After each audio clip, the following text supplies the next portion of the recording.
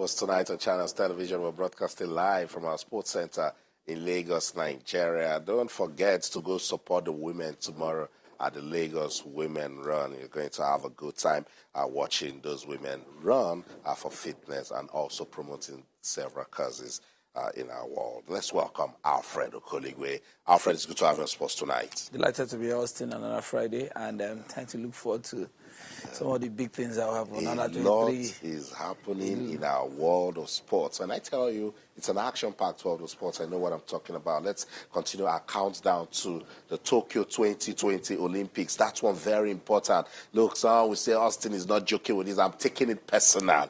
It's 258 days to go. Alfred, 258 more days to go to the Tokyo 2020 Olympics. And yesterday on this show, I dropped another reminder to everybody associated with sports administration in Nigeria that it is not just the action on the pitch that you prepare for. Alfred, a lot is involved. Logistics, documentation. Even kids has embarrassed us at the Olympics, you know. Severally. You want me to remind you of Rio 2016? Severally. So some persons think that, is when we have practiced on the pitch or where we've done all those things and go out there to compete, that's when we prepare. Alfred, no, 258 days to go. Our biggest problem has always been there is time.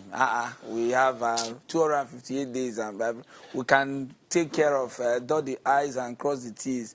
We still have time. That's for me, that's the biggest drawback. And I think the time to prepare is now. Yeah. We look at it, which areas are we, which events are we? Very soon, it will be the World Championships in different events will happen, where you get the opportunity of qualifying your athletes to these Olympics.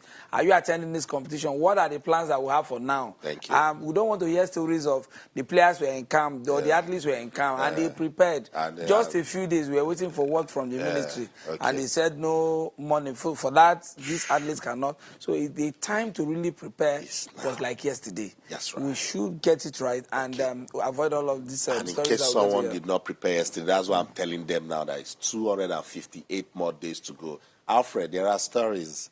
Just wait. We'll come to it. Let me give you this story. The International Weightlifting Federation, the IWF, they have confirmed that Nigerian weightlifter Chika Amalaha has tested positive for banned steroids. That's Chika right there. Chika was stripped of a gold medal for similar violation at the 2014 Commonwealth Games. Alfred, you remember, right? Chika has just come back to compete at the African Games. And according to the IWF, Amalaha is one of the 7 athletes who failed doping tests for the second time. This latest development means she's likely to be banned from the sport for 8 years as second offender. This is just so...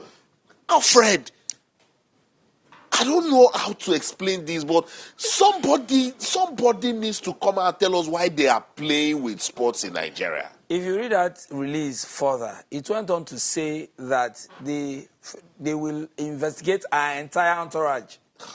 It now involves the nutritionists, the coaches, and every other support staff because they can't understand why she has that in her system. Alfred, the IWF, they are so pissed. They said that they will make no further comment about this until the case is closed. Because they can't understand that, wait a minute, this same girl from this same country, you see why we're saying this, 258 more days to go. Someone should start teaching the athletes about doping. Someone should start telling them the importance of staying clean. We always wait. You know what happened with Shade at the African Games? Because of improper documentation, she has switched allegiance, that she's no longer American. She represented Nigeria, but why was she stripped? Somebody did not do the work. I mean, there are so many in terms of being organized. I mean, for that, Amalaha, when I saw the story, I was like, not again. Not again. Just coming back from suspension, and now this. I mean, yes, you might argue that that's not true under the bus and the rest of them, but hey, this is one too many. And I think the federation is, at this point, without sounding okay, holding them accountable, the federation at this point should be, they should be accountable for this kind of athlete, because whether you like it or not, this is somebody that has passed this route before. So you have to do everything possible to ensure that because and if you look at it, the release said there are 3 Nigerian athletes, all female, that has issues with doping. 3 Nigerian athletes, and cases are not closed yet. I mean, so nice it's not, tonight. It's the federation. Look, the Nigerian Weightlifting Federation. I've sent those mails and I'm making calls. We need to know what is going on. When Chika Amalaha was banned in 2014, she was just a teenager. She was about 18. And we said someone did not do the proper education. These are the things we're talking about. Somebody must be held accountable. We don't want square pegs in round holes anymore. Maybe somebody in the Weightlifting Federation does not understand what it takes to stay clean, because this is happening and it has happened again and it doesn't speak well for the country. I started this countdown so persons we know that from now till the Olympics starts, Nigeria should be in the news for the right reasons, Alfred. I mean, the Honorable Sports Minister, I mean, this is now where we need leadership in our sports. We need to, there are a lot of things that have happened in the past that we want to say, okay, it's maybe, treat with kid gloves. This is the time to really be hard on people who didn't do their jobs as regards, taking care of athletes. Going forward, I think we'll get we'll get there. No, we will understand this Chika's own. We will. The Weightlifting Federation will make us just understand what the problem is, because she just got back. She just got back. And for the second offender, you're talking about 8 years. That's what they're saying. That means you're done. Retire from the sport. That will be the end. And persons might be so quick now to blame the athlete. But if you dig, somebody wasn't just responsible enough to his or her duty. And that's the major problem with sports development in Nigeria. But I think if you carry out a proper inquest, these athletes, some of these masking drugs, or some of these are high-end drugs. It takes somebody who is in industry, who really understands how these things work. So I'm sure that when a proper inquest is done, names will come up.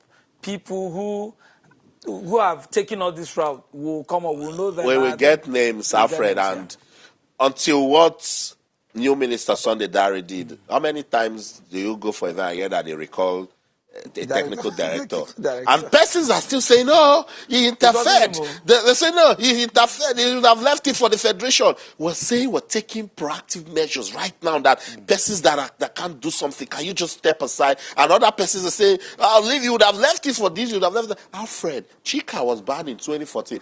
Tell me the rehabilitation program you heard that Chika went through before she came back. Tell me what was put through to ensure that Chika knows what the action and the consequences of a ban was. Tell me. It's high time we have to up our games. Just like you said, we really need to do. And it's not only, there are 2 sports I know that we've, when it comes to, sport that we've dominated, consider wrestling, weightlifting for us is something that we've on the continent, and I think we can really do without stories like this, because it's not good enough. I mean, when it comes to issues of doping, somehow when the story comes up, it's all over the place. It's all over the moment you go to the internet, you Google it, it's all over. And it's not good enough for us. They have told us, look at what they are doing to Russia. They have told Africa, we are coming for you. So African leaders, sports administrators are supposed to know now that, look, for nothing, knowledge is power. Keep telling your athletes, keep everything you have to do. They've told Kenya, we are watching you guys for Tokyo 2020. We will get into your system. Because sometimes, I'm not trying to sound anyhow, they don't like when Africa is in the forefront and we're winning everything. We're breaking records. So they say, okay, let's check what is making them responsible. And that's why our leadership must be on point. Ministry of Youth and Sports, please, can we look into this? Because the media will look into it. I will stay on this story because the Olympics is coming. 258 more days to go. What happened again with Chika Amalaha? I don't like this story. And that's why we will get into it so that we don't hear about it anymore.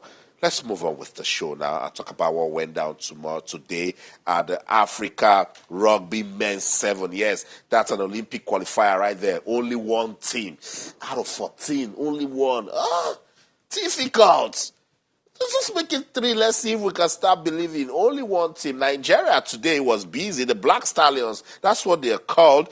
They played Zimbabwe. Zimbabwe, by the way, are defending champions. And against Zimbabwe, they pushed, they fought, but they lost about 3 points. But against Madagascar, wow, it was very, very, very difficult. Let's listen to the Black Stallions coach, Bronson Ware. We spoke to him last week, and he told you guys, particularly our Nigerian brothers and sisters in South Africa, he says, come out and support us. Did you guys go out to support the team?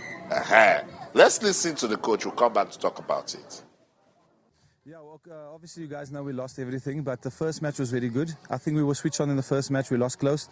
But because of our first match performance, we got into the top 8 of this competition. Our neighbours and everybody else is playing in the bottom 6, so I'm chuffed about that. In terms of the results, it's not looking too good, but it's a good learning for the boys. Looking at where we ended up in the 4 years from in the past and where we are now, I think this is much better performance to play in the top 8 position. So tomorrow we play Zambia and 2 other matches, and that will give us our final seeding in the top 8. And then the 1st of December we played Madagascar in Madagascar, a 50-man match, which is a qualifier for Africa 2020. So yeah, that's our focus at the moment. At the moment we are knocked out, so I don't think we will be able to, after our last 2 performances wasn't good enough. Like I mentioned to you, but they are goods, and the good was that we're in the top 8 at least.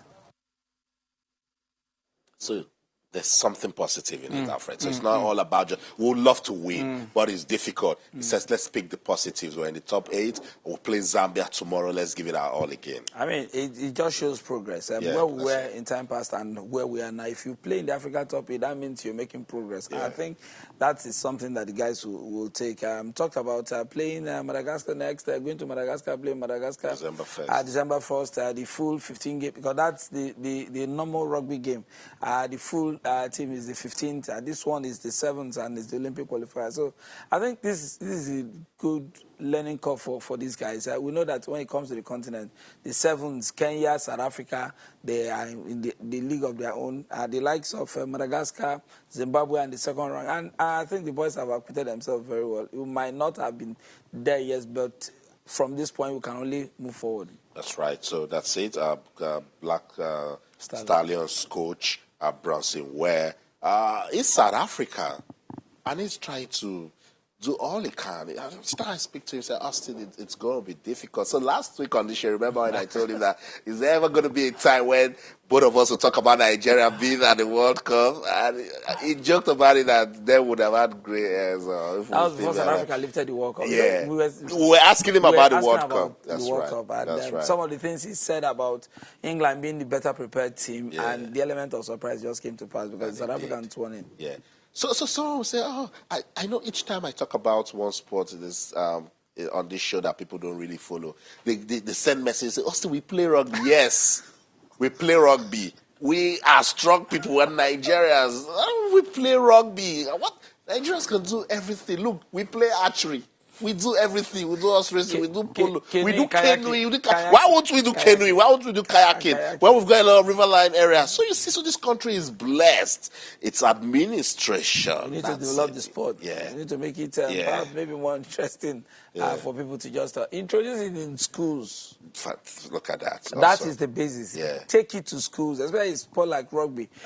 When mothers watch it until some of them will just cring, no, my son, no. They can't play. They can't take it. There is a safe rugby. You take it to school. That's and why once you get that bug, because there is no sport that really develops without taking the program to schools. It's in schools that people form, make up their minds on how to, and the moment they understand what is happening, they take to it. I'll tell you this funny story. So some guy called me one time and said, Austin, you were talking cricket on your show, Nigerian TV station, for 15 minutes. Cricket, what are we doing with cricket? And I said, where did you go to school?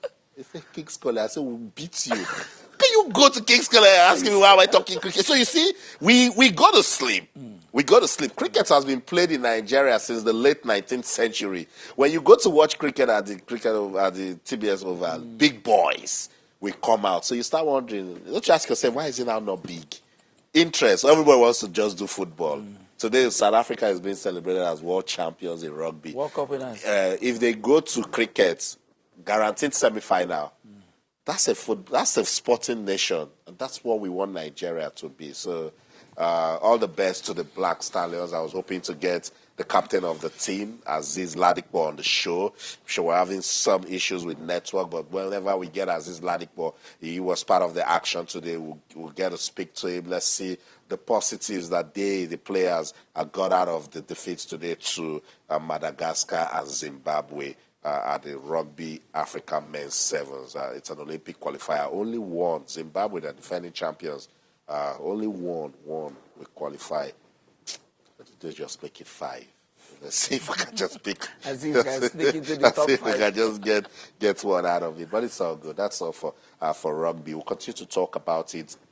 So we keep the discussion going. If you know anything, one or two about rugby and ways that we can develop rugby in Nigeria, can you please talk to us on the show tonight? On Twitter, channels_sports, Facebook, channels Sports. We have a close relationship with the Federation and, of course, the technical team. I'll push it to Coach Ware. He wants rugby in Nigeria to get better, and I hope someday that dream will come to reality. Let's get on with the show. Talk about the one everyone is talking about. You call this one, people will go on their knees. You call this one, people will pray. It's a religion in Nigeria. Football at any level. Play football at under 10. Now you tell them to wear the Nigerian jersey. Then they must win. That's football for you right there. Tomorrow in Egypt, the CAF U-23 AFCON will kick off. Nigeria as an opening match with Côte d'Ivoire. Nigeria again are defending champions. Do well in this one, you pick a ticket to the Olympics. Do you have worries for the team? Well, the only worry is that Mama Makakwabo should be under pressure. His campaign against the Togolese national team not ending very well. Nigeria are defending champions of this competition. So far, the 3 competitions or 3 matches played by Mama Makakwabo, we've not found joy. This set of players, we're still expecting some players in camp hold their own against Côte d'Ivoire, hopefully. The most important thing is starting well. Win your first game, it puts you in good stead, because the last 4 teams will play for the 3 automatic tickets available. Yep. So just find yourself in the semi-final. So from that point, win your first game, the pressure is off. You know that of the remaining 2 games, you win 1, you can afford to lose. And that's the only way Nigerian football fans will forgive you. If they don't win the cup, they say, we qualify for Olympics. At least we have an Olympics. Because if it doesn't go that way, I don't know. It's football. And so Nigeria will take on Côte d'Ivoire. You saw the fixtures there. And Egypt and Mali. Egypt, that's how to do it. Win your first game, take pressure off yourself. That's exactly so. They scored very early, 29 minutes, and they held it on. Mali came back strongly second half, crashed the ball against the back, but no, the Egyptians held their own. And we'll see what the results will be from the next game. That's the other game that is on now, Cameroon versus Ghana. So for the Egyptians, they've made it easy for themselves. 2 more games to play. They need 1 more win to win the semi-finals. And then they're fine. So that's what it is. Cameroon will take on Ghana. And I told you Nigeria will play Côte d'Ivoire. South Africa will take on Zambia. It's the CAF U-23 AFCON. Yes. And Nigeria, we are the defending champions. Let's see what they can do when they take on Côte d'Ivoire tomorrow. We'll continue to monitor that one, and we'll let you know what's coming from the camp of the Olympic Eagles.